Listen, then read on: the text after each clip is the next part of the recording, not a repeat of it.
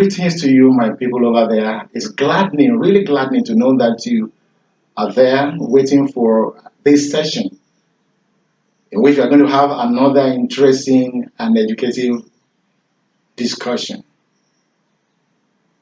If this is the first time you are coming in contact with this channel, the channel is Life and Living with Something Olatunji.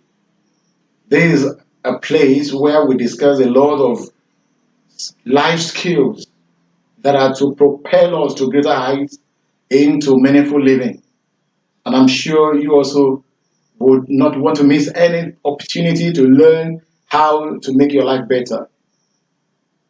Please subscribe, be a member of the community.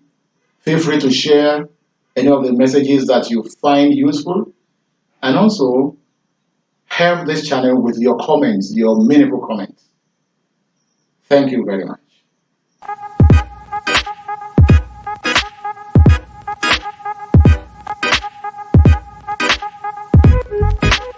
Thinking, what do we have now to discuss? Yes, it's another controversial, interesting, but helpful topic we want to talk about, and that is how to handle other people's opinions. You may be wondering, how is that important to me? If anybody has any opinions about me, that's their own funeral. Life goes on, whether they have opinions or not. But let me tell you, there are several reasons we need to be concerned about what other people think about us. Oh, you've started to have a kind of disagreement with that? Yes, let's go on.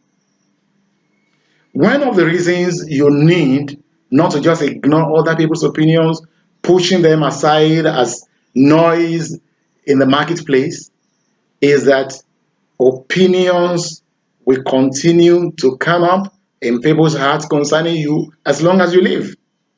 And if there is something that has come to stay with you, it's just logical to want to take care of them. Another reason is that if one is not careful, other people's opinions can stampede one into certain behaviors, certain actions that can have grave consequences. And that goes to support partially some people's stance that you need not even think about what other people think about you. However, they will continue to come. So you need to know how to handle them. Let's quickly talk about 3 of the ways that people approach other people's opinions and see which of them is the best. Or should we go for a combination of them, of 2 or all of them? This is not to say these are the only 3 ways in which people react to other people's opinions anyway. We're just looking at 3 of them. Number 1 is submission. Some people are so controlled by what other people think that they cannot do anything except they move in the current of public opinions. And this is not good enough. Because if one is like that, such a person will not have any identifiable, any specific identity. There will be no principles. One would have no particular identity. Such a person will be amoebic. I'm very sure you have known about amoeba, which is shapeless. Such a person will not have peace. There won't be rest because the person will always be afraid of what other people think. Another way in which people respond to other people's opinions is through aggression. Their default mode is to be aggressive against anything that is coming from outside. Any opinion coming from outside of their own parochial view is met with stiff aggression. They don't want to hear.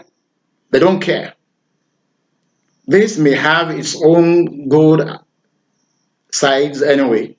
However, the negative aspect of that is whoever has his or her mind close to other people's opinion completely as a default is restricting how he or she can grow. the stage you are currently is a product of opinions, of facts, of teachings from other people, observations. Another default mode for some other people, as regards other people's opinions, is that of critical, creative listening. Some people would listen to other people's opinions, but they would not just listen, they listen critically. They try to put the opinions into pieces, try to dissect them.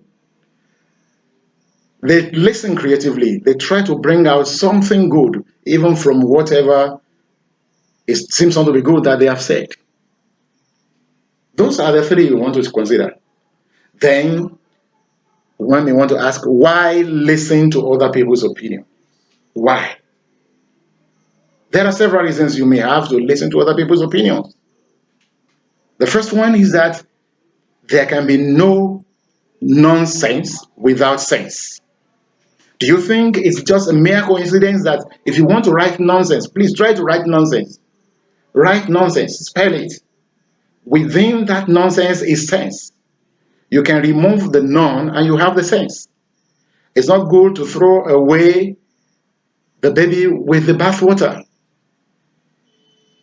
So whoever does not want to listen to other people's opinions will not be able to catch the non and the sense. So listen. What the person is saying is not around nonsense. Listen, because there is sense in nonsense. That maybe if you try to analyze what has been said, maybe it is 98% rubbish, but 2% sense. If you listen, the 2% sense will be appropriate for you. And you throw away the none. So if somebody just decides to throw away everything, that is disservice to self. Why, again, must we listen to other people's opinions?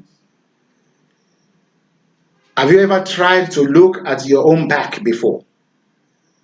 Have you ever tried that? We have a proverb in my native language. Let me try to translate or transliterate as best as I can. The saying is that you cannot watch your own back. You can do that for other people, and others will do it for you.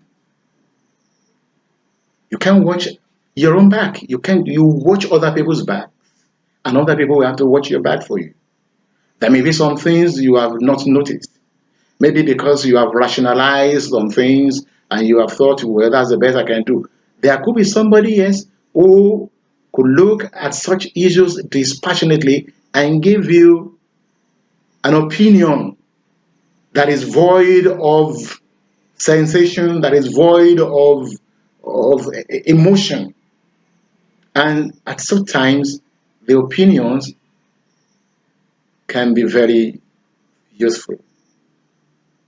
So if you cannot watch your own back, then let people talk about you, as you also may want to talk about other people to help them. Then what can we do about other people's opinions? The first thing you can do is to make sure you formulate your own principles of life. Your principles of life must have originated from your personal experience, from other people's experience, which is vicarious experience, even opinions that you have heard before. From all those, you formulate your own principles of life. And take note, you cannot find it easy. You can't find it easy to break a principle. If it's actually a principle, you may have reasons to amend it one sometime or the other, but you cannot just break your principle, except you break yourself upon the principle. When it becomes a principle, it controls you. But as you listen to other people, maybe superior opinions, you may have to, or you express something, you may have to adjust your principle, and it becomes your master again. So when you have your principles, you won't be afraid to listen to other people's opinions, because you judge them by your principles, and when they are useful, you use them, you keep them. You add them to your repertoire of knowledge and experience, and if not, you put them aside. So have your principle. That won't make you to be afraid of other people's opinions. Then listen. Learn to listen to other people's opinions. Oh, some people will disagree that no, if you listen to them, they're going to draw you back. No. Listening does not mean you just swallow everything they say. You listen critically, listen creatively. Put away the norm, take the sense, no matter how little. You just have to listen. Then the third thing now you do is you do justice to the opinion. What treatment does that opinion deserve? Does it deserve to be absorbed into your mold of principle? Does it not? Then you do whatever you have to do with it. Why? Because he who stops to listen stops to grow. He who stops to listen stops to increase in knowledge. But one thing is, don't allow other people's opinions to control your life. Have a life of your own. Be ready to take in new pieces of information that will make you grow better. You see, when you listen to other people's opinions, your opinions become better. If others refuse to listen to you, they remain redundant. Don't let other people's opinions control you. No, you should have your own life. But let their opinions make you better, make you know better, make you know other people better. Even when they have negative opinions, opinions that you cannot accept, as you listen to them, that also increases your knowledge about human opinions. That may give you the opportunity to know how to handle them, how to help them. Till we are here again to discuss yet another very important topic, I say bye. I love you.